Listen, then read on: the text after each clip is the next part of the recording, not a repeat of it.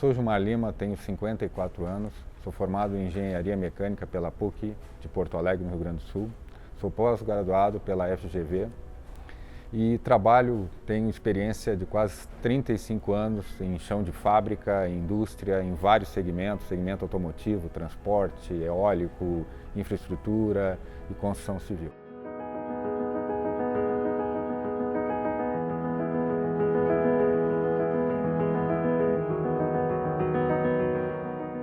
Sempre fui muito focado e a minha gestão foi sempre muito direcionada em relação às pessoas. Sempre tentei desenvolver as equipes que eu criei, as equipes que trabalharam comigo, né? Sempre esse era o espírito e foi a maneira que eu encontrei de transformar um pouco o dia a dia das empresas um pouco mais humana e uma maneira de melhorar o desempenho também. Eu tive uma grande surpresa no início de 2015, que foi ser convidado a participar do quadro do Chefe Secreto. Foi uma coincidência, uma boa coincidência, porque houve um problema. A Globo tinha escolhido já 4 executivos, 4 presidentes de empresas, e um deles desistiu antes de iniciar a gravação, então era um problema.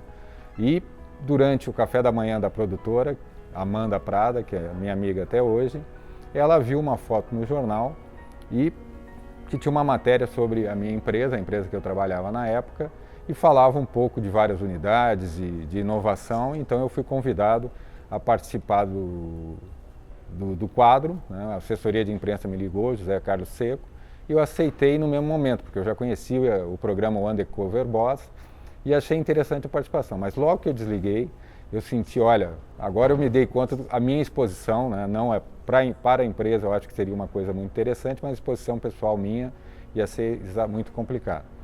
Eu tinha recém me separado, então tinha todo um lado emocional muito forte, né, para a minha participação, mas eu já tinha dito sim, e aí eu resolvi participar. E eu me sinto muito feliz hoje por ter participado, porque eu mudei, eu me transformei durante esse período. Eu sei, depois de todos esses anos trabalhando com pessoas, né, trabalhando em liderar pessoas, trabalhando com vários tipos de pessoas, não só pessoas que tu lidera, mas pessoas, a própria liderança acima de você e as pessoas que estão ao seu lado, né, a gente acha que sabe tudo, ainda mais atuando em vários segmentos. E eu tive uma surpresa, porque uma coisa é estar falando com as pessoas, estar dentro de uma fábrica, numa organização, falando com as pessoas, tu tendo um cargo de poder. E outra é tu estando ao lado delas, trabalhando. E essa era a proposta do programa. A proposta do programa era exatamente, eu ia ter que me disfarçar, ia ter que trabalhar junto às pessoas sem elas me reconhecerem. Então esse era o grande desafio. Eu tinha alguns desafios. Um deles era a minha coluna, né, que eu tinha operado a coluna, eu tinha muita preocupação com a parte física, né. A outra era de ser reconhecido, mas a que mais me afetou durante os 5 dias foi a parte emotiva, né, que eu me deparei com situações extremamente difíceis, né, mas que me enriqueceram muito no meu dia a dia. Tanto é que o livro, quando eu resolvi fazer o livro, foi exatamente por isso, para contar essa história. E aí o programa também me levou a resgatar várias coisas da minha infância, dos meus pais, da minha família e dos meus amigos. Então eu achei muito importante colocar isso, né? E falar um pouquinho desse momento, dessas pessoas que eu conheci e da experiência que eu tive no programa. Quem me incentivou foi o Max Gehring, foi uma pessoa que me incentivou muito, principalmente quando ele descobriu que eu tinha dislexia, né? Então ele achou, por eu ter dislexia, ter chegado onde eu cheguei e ter a facilidade de falar como eu tinha, isso foi muito, ele achou que eu deveria continuar, deveria fazer palestras e quem sabe, de alguma forma, passar isso, ampliar essa informação. Claro que o Fantástico daria toda a informação, mas registrar isso através de um livro. O livro, ele tinha um nome no início que era relacionado muito com o Chefe Secreto e a experiência da minha vida. Durante a parte quando eu estava escrevendo esse livro, que eu passava noites escrevendo, foi meu grande companheiro nos últimos 7, 8 meses, eu descobri que o livro não era a experiência da minha vida. Então eu comecei a entender que o livro era sobre pessoas, eram sobre heróis, são pessoas que eu conhecia, porque em alguns momentos eu até chorava durante a parte que eu escrevia, alguns relatos que eu fazia, e isso me começou a entender, não, o livro não é sobre a experiência da minha vida, realmente o livro é sobre pessoas, sobre heróis. Foi aí que surgiu o Descobrindo Heróis, né? Porque teve histórias, por exemplo, um caso do garoto, do Nedson, que teve um tumor na cabeça, ele não era um personagem, e eu descobri sem querer, né?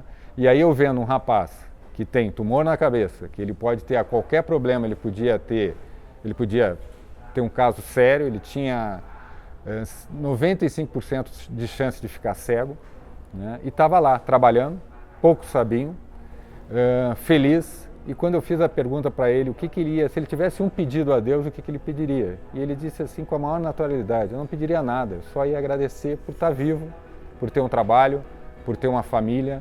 E isso me pegou muito. Isso, as minhas costas, a minha dor de coluna passou, né? Eu me senti envergonhado pelas vezes que eu quis desistir, pelas vezes que eu tive dor, pelas vezes que eu fiquei mal-humorado, né? Quando eu vejo um rapaz como aquele. Tem ele, tem o caso da Bruna, tem o caso de uma história que vocês, se lerem o livro, vão se emocionar, que é uma história da Bermuda. Quando vocês lerem o livro, vão entender, né? Então, vários pontos desse livro que me levou a entender coisas que a gente sabe que existe, né? A gente sabe, mas ver essas pessoas que superam isso, mesmo no momento que algumas pessoas choravam me contando as histórias, no mesmo momento que ela parava, ela dizia: não, mas vai melhorar, eu tenho fé em Deus, eu tenho esperança. Então, tudo que eu passei, eu chego a uma conclusão que tudo que eu fiz durante esses 35 anos relacionado às pessoas, eu acho que foi pouco. E é isso que as empresas precisam, entender esse momento, né? Capacitar as pessoas, treinar as pessoas, né? Investir nas pessoas, se importar com as pessoas, terem líderes com sensibilidade. E a nossa responsabilidade como líder, ela não acaba no momento que eu desligo uma pessoa, ela vai além, e isso não é feito. Nós erramos no desligamento, nós erramos no dia a dia, nós criamos programas de motivação incríveis, mas esquecemos e erramos porque a gente desmotiva facilmente. A gente cria um programa e desmotiva porque a liderança não está preparada para lidar com as pessoas. E muitas vezes o próprio recursos humanos não está preparado para isso. Então, temos que realmente, o livro fala sobre isso, sobre essa transformação, sobre melhorar como a gente se importa com as pessoas, a sensibilidade da liderança, como a gente desenvolve as pessoas, né? Então é isso, e isso vai gerar o quê? Pessoas felizes, um ambiente melhor, essa geração nova que está vindo, que eu chamo a geração videogame, que eles querem mudar de fase muito rápido. Eles não trabalham mais para o dinheiro, eles trabalham para ser desafiados, eles trabalham para ser felizes. Então tudo isso tem que mudar, né? E é isso que essa experiência me passou, né? E eu tive a honra, tive o prazer de descobrir muitos heróis. E é isso que trata o livro, tá? Então a mensagem que eu quero passar é essa mudança de comportamento na liderança das pessoas, a mudança dos próprios liderados em relação a como eles tratam os colegas. E isso, no caso da empresa que eu trabalhava, eu fiquei impressionado, como eles compartilham informação, como eles se ajudam, como eles se doam, né? Então isso é uma coisa que é um exemplo que nós, executivos, e as áreas administrativas, as demais áreas, têm que aprender, né? Então é a grande lição que eu tiro. A lição, uma lição humana, de pessoas que se superam, e que está difícil. Mas se a gente quiser, se a gente se unir, se a gente souber trabalhar de uma forma mais leve, né? Uma forma mais participativa, mais colaborativa, né? E botar sempre o coração na frente, a gente vai ter empresas melhores e um futuro melhor.